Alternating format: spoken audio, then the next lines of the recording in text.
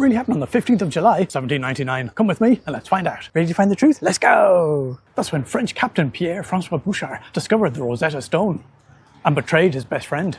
French Captain Bouchard and my great-great-grandfather, Gaspard Delaney, were best friends and fighting for Napoleon in Egypt. On his day off, Bouchard was wandering around looking for nice stones when a fierce Egyptian gerbil tiger grabbed him and dragged him back to its lair. On the plus side, he did find a really cool looking funny stone, but on the other hand it looked like he might be eaten alive before he could enjoy it. So he screamed for help. Gaspard Delaney heard him and came running.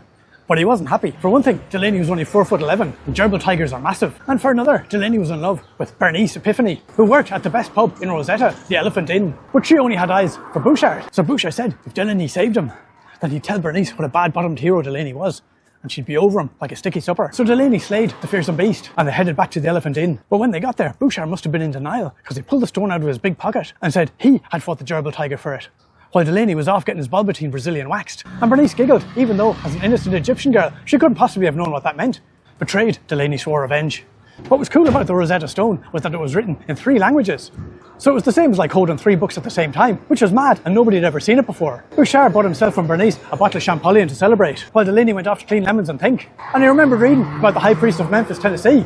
They weren't too happy about the French invading Egypt because they'd wanted to go on a church holiday there, but they wouldn't with all the soldiers hanging around. So Delaney thought of a plan. He sailed off to Memphis to meet them and he told them that Bouchard had slayed a fearsome beast to get his hands on a demonic text. And when they asked him to prove his story, he showed them his left eye. It was all red and sore because he'd accidentally squirted some lemon juice in it. But he said it came from looking at what was on the stone.